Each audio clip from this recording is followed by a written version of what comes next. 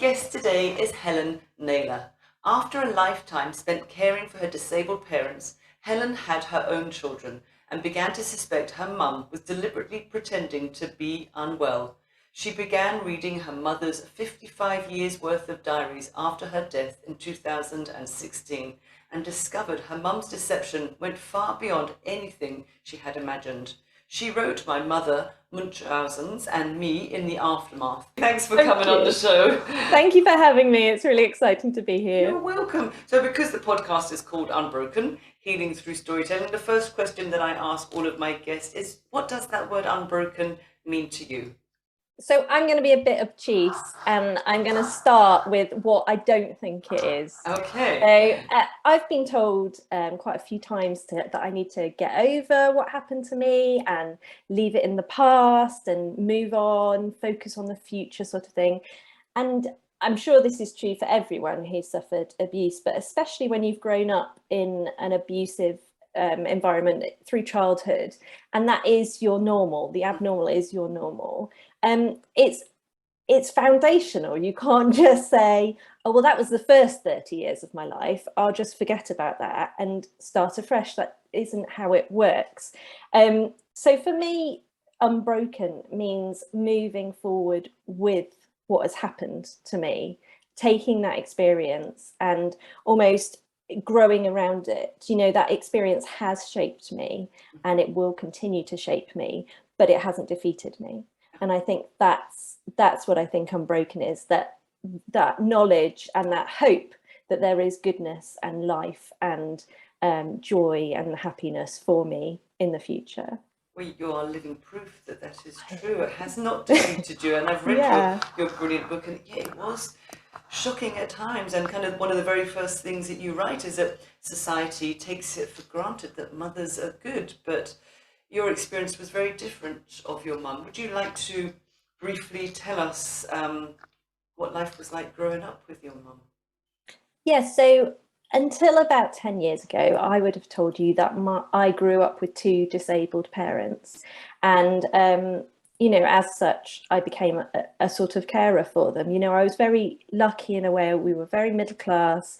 And so we had a cleaner and a gardener and all those sort of things. So I didn't have to do a lot around the house, but I had an enormous emotional responsibility for my parents. And that wasn't just something that I felt, that was something that they put on me as well. There was a real feeling that I was responsible for their happiness. I was responsible for their, you know, their care and their future. She drugged me. Yeah, like you said, there was a lot of, when I was a week old, she left me in the cot to go shopping.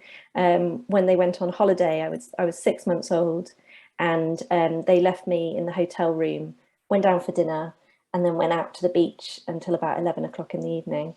And I mean, there was no baby monitor, but it didn't really matter anyway, because it wouldn't have worked that far anyway. It kind of leaves you speechless, doesn't it? You're like, totally. How can you respond to that? So you're basically, you're a nuisance. You were held responsible Absolutely. for her happiness. You destroyed all that by coming along. So it makes you wonder, why did she choose to be a mum? Why did she have a child? Absolutely. I really don't know. I mean, it's quite fascinating looking at her diaries, because she doesn't mention babies or children at all. So she was in her mid-30s when she had me, which, you know, in the early 80s was quite late in life. And yeah, she doesn't talk about wanting children or liking children or anything. She just writes, one day I decided I was pregnant. And that's that's my conception story. I was really interested when I read her diaries. I thought there was going to be a start point to all her medical issues, but there wasn't. It was from when the diaries start when she's 12, and it starts from there, her talking about having a temperature that could kill her, you know, sort of medical problems that a young woman probably, you know, a healthy young woman wouldn't have to deal with, really. But yes, it wasn't until she started with the Parkinson's, which was about the same time that I became pregnant with my son. And she was sort of obsessed with it, and in a way that me and her friends found really odd, because it wasn't like she was worried. It wasn't like she was concerned about what was going on. It was like she was loving every second of it. That she actually found joy and energy in being ill, and it was just very obvious. But the real downfall for her was that with ME, you don't get a lot of treatment. You don't get a lot of observation. There are no tests or anything like that for it. And it's quite a woolly disease, if you like. You can't pin it down. People struggle with all sorts of symptoms, whereas with Parkinson's, there's specific tests, there's specific symptoms. You can't just walk in and shake and say, look, I have Parkinson's. That's not how it works. She did do the shaking, didn't she? Which is exactly what she did. And it took a little while. So for a while, she was initially told that her Parkinson's was mild Parkinsonism, and that it would never, if she'd have 10 years of life ahead of her as normal, which would take her into her mid-70s, and she, it was never going to be really debilitating for her. But very quickly she declined, and they were upping her drugs all the time. She basically had a direct line to the Parkinson's nurse. For someone that doesn't have Parkinson's to take all of these drugs, I imagine that would then cause side effects as well. Yeah, so I did start to notice her slurring her speech. She became very paranoid, and yeah, but to be fair, it was the Parkinson's nurses who realised that she was sort of playing them off each other to get these more and more drugs. And I think the real clincher for me was when when faced with that by the Parkinson's nurse, she went ballistic. This nice middle-class Christian woman suddenly is screaming and shouting and swearing at the nurses and demanding that she have her drugs. At first, I couldn't believe it. I was like, this can't be true. This can't be right. But yeah, over time, I've realised that that's what happened, and it has helped me. I know it's a neat box, and I understand that life is more messy than that, and people are more complex than that. But it's helpful for me to think of her in that way, to make sense of what happened to me.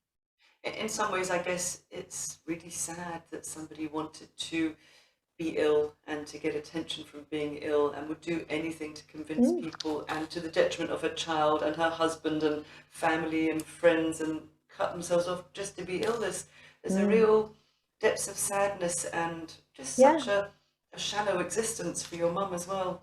Totally. She could have had an amazing life. Yeah. She was a really intelligent woman. She could have had an amazing career, had an amazing life, and she chose to die a really awful death, alone.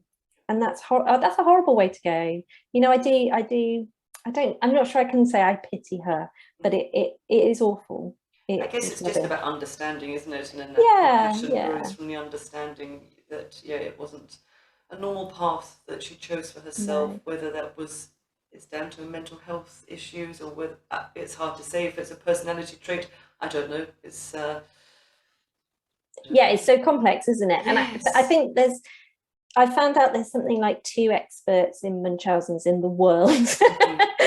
And it's just not very understood. But the interesting thing is, I've had so many emails from people saying, you've just explained my life to me, or, oh my goodness, this is more. They recognise a lot of themselves in your story. Yeah, and I think it's a lot more common than we expect it to be. But yeah, I mean, things just aren't set up for people who are going to try and cheat the system. And when we first started, we talked about how society say mothers are meant to be good, and I've interviewed another author, Louise Beach, when her memoir came out, Daffodils, and she made the decision to stop seeing her mum. She cut all contact. Her mother was also a narcissistic, and she said she had so many people messaging her, telling her, I made that decision as well. It was the healthiest decision I've ever made, and my mum was this, and we don't look at mums in that way, do we?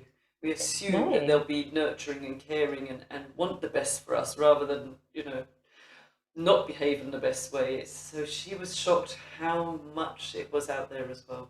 I think it's really interesting. There was something that I was told when I was a young mum, that you should tell your children that if they get lost, they should look for another mum and go to that person, as if you're intrinsically good because you're a mum. You must be safe. You must be good. And that's so interesting when you've come out of something like I have. I wouldn't have wanted to trust anyone with my mum having responsibility over someone else's children.